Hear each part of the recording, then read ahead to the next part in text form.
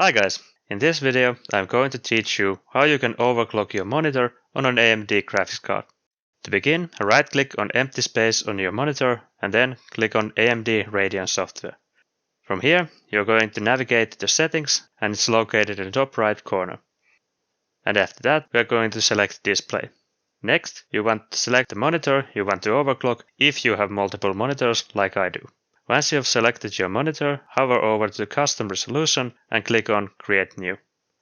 You're going to see a bunch of options like increasing your virtual resolution and messing with timers, but what I think most of you want to change is your monitor's refresh rate, and it's located right here.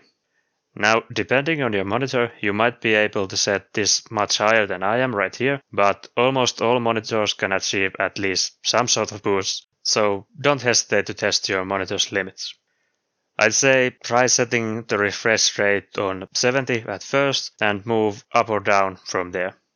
Once you're happy with your settings, click on Create. Now, if your monitor is not compatible with the settings that you've chosen, it will give you this kind of error message. Now that we have created a custom profile for our monitor, it's time to change our monitor to use that profile. To do that, you want to exit or minimize Radeon software and once again right click on empty space on your screen and this time choose Display Settings. Scroll down until you see Advanced Display Settings and click on it. From here, select your monitor if you have multiple and then click on Display Adapter Properties. Click on Monitor and then choose the refresh rate that you just created and then hit Apply. Your screen will flash black and then should ask you if you want to keep the settings that you chose.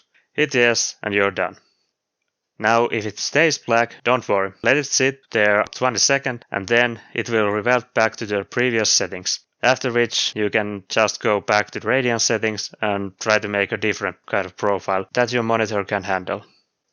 In Radeon software you can also edit, delete or do whatever on all of your profiles. So you don't have to make a new kind of profile every time you want to change something. So that's nice.